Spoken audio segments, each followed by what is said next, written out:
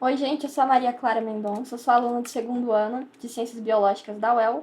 O meu trabalho se chama Checklist de espécies do gênero Temnocéphala, Blanchard 1849, Platyomyx temnocefalide. O meu orientador é o Gustavo Monteiro Teixeira e a minha co-orientadora é a Aline Aguiar. E a agência de fomento é a Fundação Araucária. Bom, o gênero Temnocéphala, ele compreende Platyomyx ectocomensais de macroinvertebrados aquáticos e quelônios, sendo que tal gênero é exclusivo da região neotropical. Primeiro, a gente traçou a cronologia do inventário de espécies de Temnocéphala, começando no século XIX, com a descoberta da primeira espécie, que foi Temnocéphala chilensis. Após 1846, a gente teve novas descobertas, e então mais de 50 estudos foram publicados sobre o gênero, sendo que em 2014 a gente teve a publicação do primeiro checklist de espécies para o gênero Temnocéphala. Dentro dos nossos objetivos, a gente tinha o de providenciar uma lista atualizada das espécies conhecidas para o gênero Temnocéphala, com os hospedeiros e as localidades respectivas de cada espécie, e a gente também queria averiguar se ocorria ou não especificidade entre Temnocéphala e as grandes linhagens de hospedeiros. Para isso, a gente utilizou artigos originais com descrição de espécies e publicações com registros de novos hospedeiros. Então, a gente utilizou o Google Acadêmico, o Sistema de Informação sobre Biodiversidade Brasileira e o Registro Mundial de Espécies Marinhas, que é o WORMS. Desse modo, a gente conseguiu constatar que 40 espécies foram descritas até o momento para o gênero Temnocéphala. Um outro resultado que a gente obteve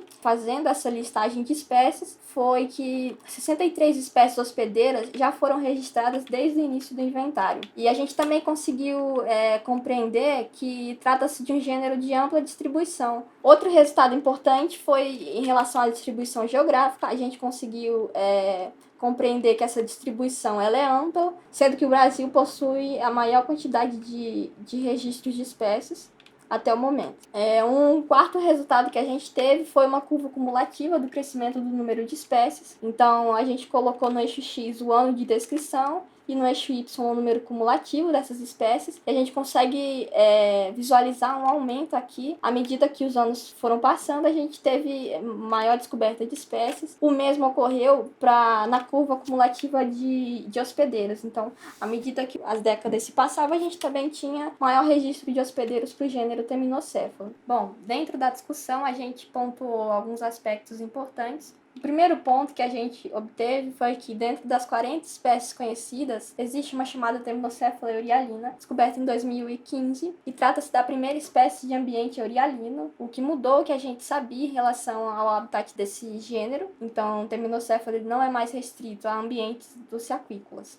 Outro ponto importante foi que alguns países como Bolívia, Equador e Venezuela não possuem registros. E aí, dentro disso, a gente conseguiu entender que existe um panorama muito subestimado a respeito da biogeografia do grupo. Outro fator que a gente analisou foi que, dentro das curvas cumulativas, dá para traçar uma correlação simples entre o crescimento das espécies descritas de Temnocéphala e a riqueza de seus hospedeiros. Então, à medida que novas espécies de Temnocéphala foram sendo descobertas, cresceu também a quantidade de hospedeiros relacionados ao gênero. Dentro da especificidade comensal hospedeiro, a gente conseguiu entender que, em relação a gênero, a especificidade não ocorre, pois existem espécies de Temnocéphala que se associam a 4 ou até mesmo 5 gêneros diferentes. A especificidade ela se faz presente em níveis maiores, como ordem e classe, tanto que 25 espécies de Temnocéphala vivem em simbiose com hospedeiros decápodas, outras 6 somente com moluscos gastrópodes, outras 6 exclusivas da classe insecta e 4 associadas somente a quelônios. Bom, dentro dessa especificidade a gente conseguiu analisar que não se trata de apenas um viés de grupos de pesquisa, pois muitos pesquisadores transitam em diferentes linhagens de hospedeiros. Então, a exemplo disso, a gente tem Damborênia e seus colaboradores, que registraram Temnocéphala para 3 grandes táxons, né, como Gastrópoda, Decápoda e Testudines. Já partindo para as conclusões do trabalho, é de que trata-se ainda de um grupo pouco estudado em seus diferentes aspectos, em relação à quantidade de espécies, à abrangência